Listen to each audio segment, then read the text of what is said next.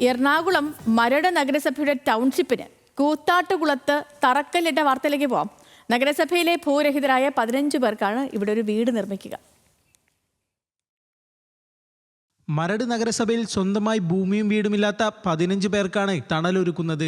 നഗരസഭയുടെ തന്നെ ഫണ്ട് വിനിയോഗിച്ചുകൊണ്ടാണ് കൂത്താട്ടുകുളത്ത് ഭൂമി വാങ്ങിയത്. വീട് നിർമ്മാണത്തിനായി തറക്കല്ലിട്ടു. ചടങ്ങിന്റെ ഉദ്ഘാടനം നഗരസഭാ ചെയർമാൻ ആന്റണി ആശാമ്പറമ്പിലാണ് നിർവഹിച്ചത്. ടൗൺഷിപ്പ് കൂത്താട്ടുകുളത്ത് നിർമ്മിക്കാൻ സാധിച്ചതിൽ സന്തോഷമുണ്ടെന്നും ഇനിയും അർഹരായ ഗുണഭോക്താക്കളെ കണ്ടെത്തി ഭൂമി വാങ്ങി വീട് വെക്കുന്നതിനായി സഹായങ്ങൾ ചെയ്യാമെന്നും ചെയർമാൻ പറഞ്ഞു. നഗരസഭയെ സംബന്ധിച്ചിടത്തോളം 33 കൗൺസിലർമാർക്കും ഏറ്റവും കൂടുതൽ സന്തോഷം വന്നിട്ടുള്ള ഒന്നാണ്. കാരണം നഗരസഭയിൽ നിരവധി വികസന പ്രവർത്തനങ്ങൾ നടക്കുന്നുണ്ട്.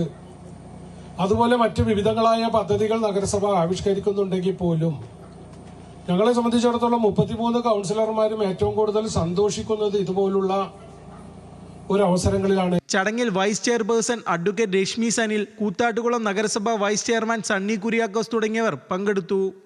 ന്യൂസ് മലയാളം, കൊച്ചി.